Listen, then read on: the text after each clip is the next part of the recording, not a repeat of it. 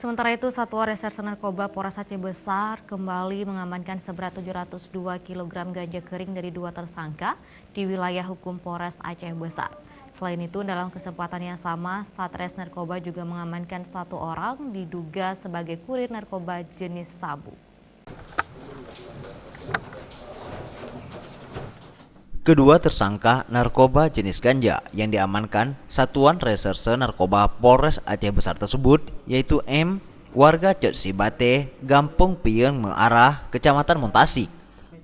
M diamankan petugas saat sedang melansir ganja dengan menggunakan motor dan dari tangan tersangka, petugas menemukan narkotika jenis ganja kering di dalam karung dengan berat 700 kg milik tersangka yang ditanam sendiri di kebunnya. Sedangkan tersangka narkoba jenis ganja lainnya, yakni SR, ditangkap petugas di kawasan Isuum, Kecamatan Masjid Raya Aceh Besar. Dan bersama pelaku, petugas menyita sebanyak 2 kg ganja yang disimpan di bawah jok motor pelaku.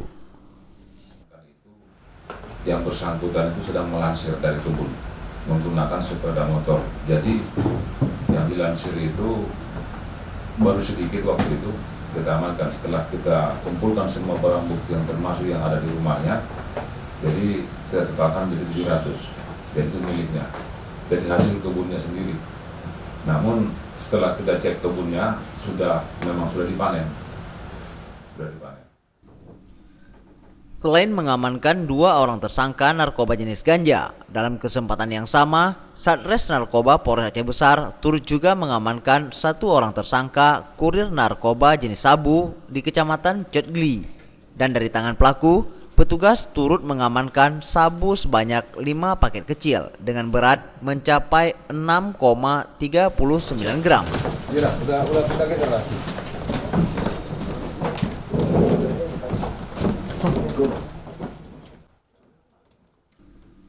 Untuk mempertanggungjawabkan perbuatannya, kini tersangka dan barang bukti diamankan di Polres Aceh Besar. Dan ketiga tersangka terancam hukuman kurungan selama 20 tahun penjara. Tim Liputan, Aceh TV.